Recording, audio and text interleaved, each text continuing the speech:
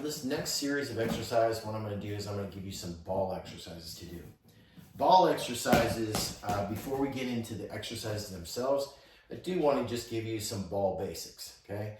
Everybody thinks they understand the ball, but what I find is that most people, when they're using a ball, they're using it incorrectly. And first and foremost, my ball is not full enough, so I'm just going to say that on the front end. But the fuller the ball is, the less contact area there is with the surface. So the fuller your ball is, there's going to be less contact area with the surface that you're on, which makes this even more unstable.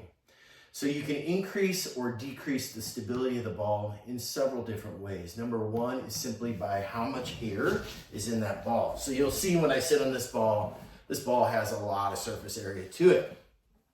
The other thing that makes that surface area wider or less, bigger or smaller, is the placement of our feet relative to the ball. So first and foremost, if my feet are close together, this is obviously going to make the ball much less stable.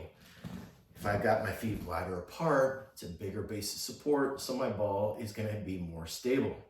And really, from an exercise perspective, I want to progress to less stability, because what that's going to do is it's going to make the exercise that much more difficult.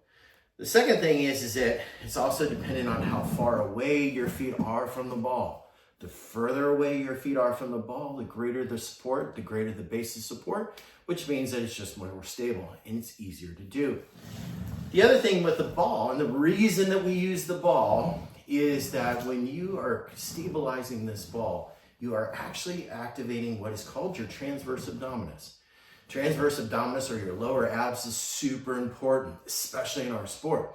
Now, I'm going to show you a series of exercises with the ball that's going to help both from a training perspective, increasing your explosive power with shooting triangles, with helping to eliminate people passing your guard, but also to help to reduce rib injuries, which is a common injury that I see in our athletes.